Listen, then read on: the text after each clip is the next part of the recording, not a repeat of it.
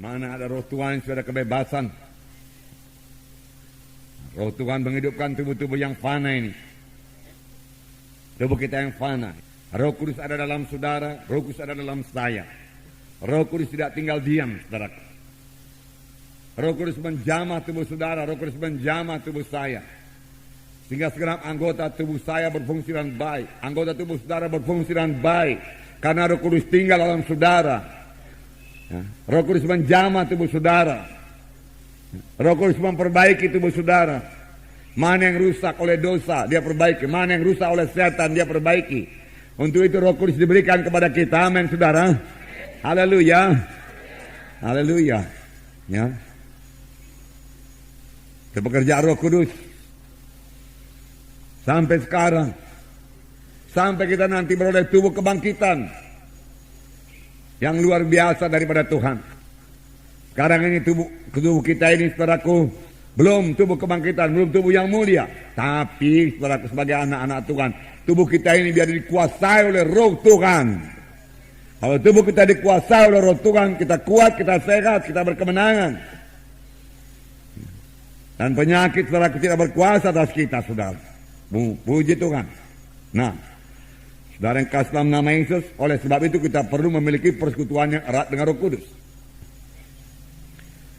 Rasakan selalu kehadiran Roh Kudus dalam hati saudara, karena dia tinggal dalam saudara. Anugerah Tuhan Yesus Kristus, kasih Allah Bapa dan persekutuan Roh Kudus adalah menyertai saudara sekalian. Bersekutu dengan Roh Kudus. Dengar suara Roh Kudus. Sebab firman Tuhan berkata, seberapa banyak anak-anak Tuhan dia dipimpin oleh Roh Kudus. Roh Kudus hidup, saudara. Dia berkata-kata, sama sebagaimana Yesus berkata-kata, Roh Kudus berkata-kata kepada saudara. Dan kita perlu mematuhinya. Firman Tuhan berkata, pada hari ini jikalau kamu mendengar suaranya, janganlah kamu mengeraskan hatimu. Patuhi suara Roh Kudus, itu membawa kemenangan kepada saudara, membawa kehidupan kepada saudara, membawa keberhasilan kepada saudara, membawa kuasa kepada saudara, membawa urapan kepada saudara. Amin. Haleluya. Membawa kesembuhan bagi saudara. Haleluya. Oh, haleluya Yesus. Syukur Tuhan. Haleluya. Luar biasa Roh Kudus. Sepanjang saudara membiarkan dia memimpin saudara, luar biasa pekerjaan dalam hidup saudara. Sepanjang saudara biarkan, saudaraku, dia menguasai saudara, maka dia akan mengerjakan perkara yang besar dalam saudara.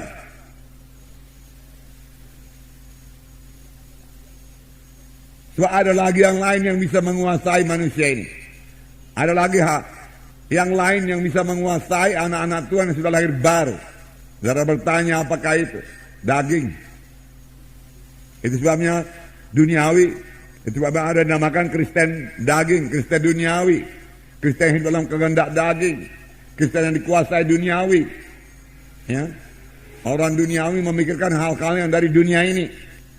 Tentunya orang rohani memikirkan perkara-perkara rohani. Jadi kita bisa mencek diri kita dan mau berubah. Saudaraku, apakah kita dalam roh? Kalau kita dalam roh, kita memikirkan perkara-perkara rohani. Dan itu membawa berkat yang besar kepada saudara sebagai pelayan-pelayan Tuhan. Ya, sebab tanpa saudaraku, Roh Kudus, saudaraku menyertai saudara, mengurapi saudara, bagaimana saudara bisa melayani saudaraku? Bukan oleh kuat, bukan oleh gagah, melainkan oleh Rohku juga. Not by might, not by power, but by my spirit, said the Lord. Pada hari ini jikalau kamu mendengar suaranya, janganlah kamu mengeraskan hatimu. Dan firman Tuhan memberikan contoh, Paulus memberikan contoh mengenai bangsa Israel yang sudah dikeluarkan Tuhan dari tanah Mesir, dari tanah perbudakan, tapi tidak sampai ke tanah Kanaan, binasa di padang belantara karena mereka mengeraskan hatinya. Tidak mau mematuhi suara Tuhan karena tidak masuk dalam akalnya. Saudaraku, banyak orang Kristen diperintah oleh pikirannya atau oleh akalnya, saudaraku. Padahal iman itu, saudaraku, tidak masuk di akal kita. Kita sudah belajar mengenai iman. Iman, saudaraku, bertentangan dengan pikiran manusia ini. Iman juga bertentangan dengan perasaan. Kalau kita memakai perasaan kita, dengan mudah kita ditipu oleh setan. Tetapi, dengarkan baik-baik, sepanjang kita berjalan dalam roh, yaitu membiarkan Roh Kudus menguasai kita, memimpin kita, saudaraku, maka daging tidak akan menguasai kita. Amin. Dan penyakit juga tidak menguasai kita. Amin. Daging tidak menguasai kita. Amin. Penyakit tidak menguasai kita. Amin. Haleluya. Katakan, saya mau berjalan dalam roh Tuhan. Maka perkara daging, kehendak daging tidak bisa menguasai saya. Juga penyakit tidak bisa menguasai saya. Haleluya. Haleluya Tuhan. Ya, firman Tuhan juga berkata, jika kamu hidup dalam daging, kamu akan mati kelak. Kamu akan mati kelak. Bertobat. Jadilah orang rohani. Tetapi kalau dengan roh kamu mematikan perbuatan tubuh, maka kamu akan hidup. Saudaraku, saudara, dengan roh Tuhan yang bersatu dengan roh kita pada waktu kita lahir baru. Amin. Ya, sebelum kita lahir baru, roh kita mati. Nggak bisa mengerti perkara rohani, nggak bisa menyambut Tuhan, saudaraku. Tetapi sudah kita lahir baru, roh kita jadi hidup. Hidup roh saya, hidup roh saudara. Nah, roh Tuhan datang, saudaraku, itu dengan roh saudara untuk mengalahkan perkara daging, duniawi, mengalahkan penyakit. Itulah pekerjaan Roh Kudus. Tapi banyak anak-anak Tuhan tidak membiarkan Roh Kudus yang memimpinkan dia, saudaraku. Banyak anak-anak Tuhan masih dipimpin oleh pikirannya, perasaannya, saudaraku.